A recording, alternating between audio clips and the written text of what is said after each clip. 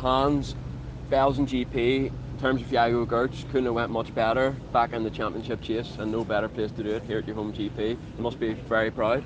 Yeah, really proud because we hoped that it should be like this, but you know, home GP with a lot of crowd, and also we had our VIP with more than 200 persons, so it will be stressing when you have the home GP. But yeah, he did great.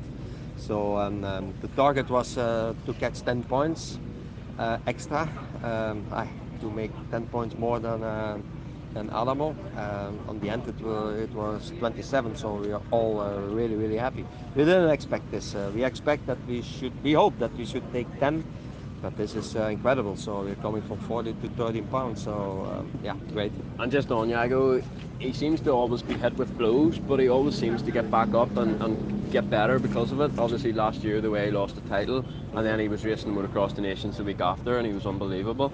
And then this year in France, the disaster happened with the injury. Yeah. He comes back when he wasn't really supposed to come back, and now he's right back in this championship chase. So I think maybe in the past when he was younger, maybe mentally was maybe an area he needed to work on, but I think we can't really question his mentality now. Yeah, he's getting much stronger. He moved also in last winter to Monaco. He lives alone, so yeah, he's more mature than before. And the problem from Jago, and nobody know, including him, didn't know why it was always that he make that kind of mistakes. So he was leading, he was strong. He's also very smooth. Yeah, smooth riding, and then pump, he was down. Again, he was down. Why? So it was something that, yeah, nobody had an answer or a solution on that.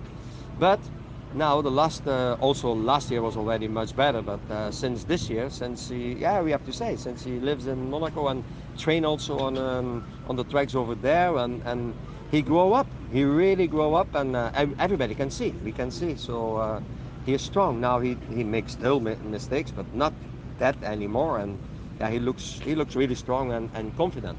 And obviously with the way he lost the world title last year, in the end it was kind of Vial crash and he got going ahead of Jago, so he couldn't have really lost it under any worse circumstances really. How was that to deal with as a team?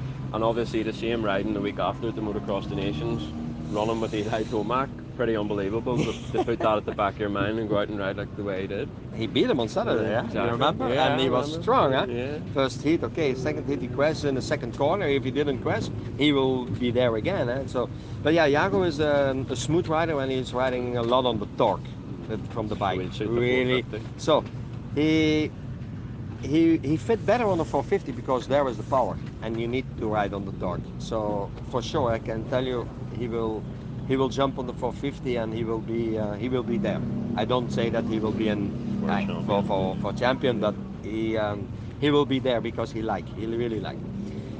But to come back on how we saw last year, it was really pity, but in first place for him, but also for team, because 5 heats before the end in Finland, we had 26 points in front, and before the second heat he was strong there. And I told already in against the lots with Monster, I say the fastest lap from Vial in Finland last year was 2 seconds slower than Jago's laps. So, and then he crashed. He was under the bike. He couldn't go on, and yeah, he lost points, and he didn't win the GP, and it was the strongest. There it was the click. There he lost the championship. Then after it happened in France, the crash, but in Finland, there he lost the world champion, the title.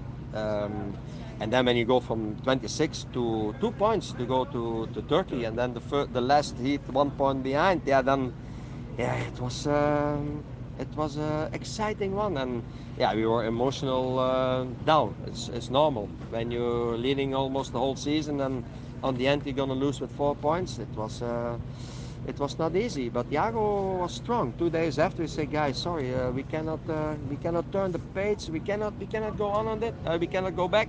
So we look forward, and we go to US, and we will show there that we are strong." And he did. And just on Yamaha, one thing I quite like about the MX2 setup, you don't really have a number 1 and a number 2 rider because you've got Benistant, who before last weekend was a championship contender. Obviously, how is it managing these guys, because obviously they both want to go for the title, and obviously it's a pity now that that's pretty much him out of the championship chase due to not really his fault with the start crash. We did, and we do, and we will do in the future always the same. We treat them, when we have 2 riders or 3 riders, we treat all the riders the same. Same bikes, okay. Individual that they work on the electric, or the setup is individual, but the bikes are the same. Uh, Training scheduled, everything is prepared for the guys, custom made on the guys. We do for all 2 or 3 the same. We have no number 1, no number 2. We never will have. Um, this is the best way, and they know. If the rider know like this, they have to battle against the teammates. It's like this. And just on Rick Elzinga, obviously his rookie year in the MX2 World Championship, not so bad, sort of consistent top 10 guy. What are you looking to see from him for the rest of the season to maybe let him stay next year? Yeah, Rick.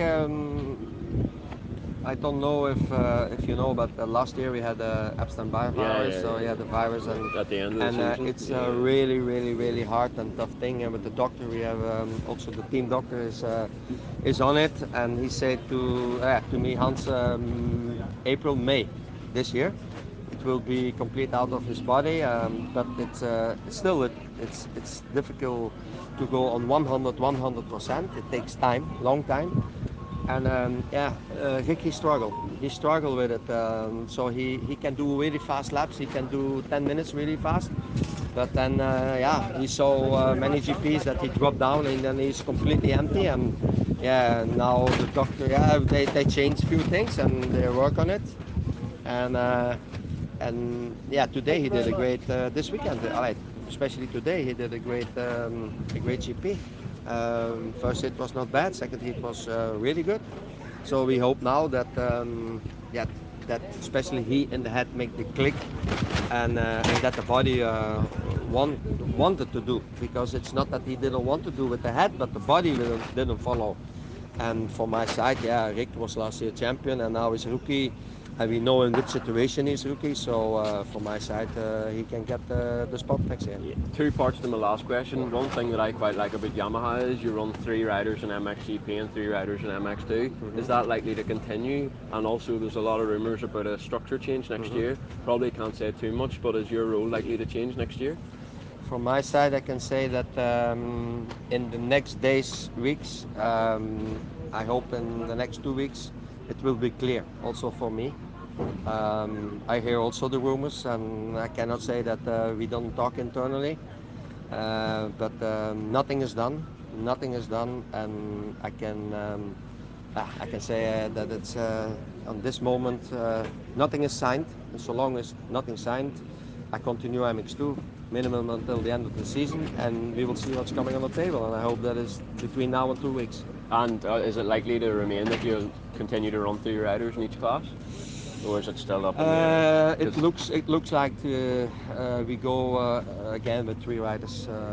That's what so far what I hear from YME. So, but again, in between now and 2 weeks, everything normally will be clear.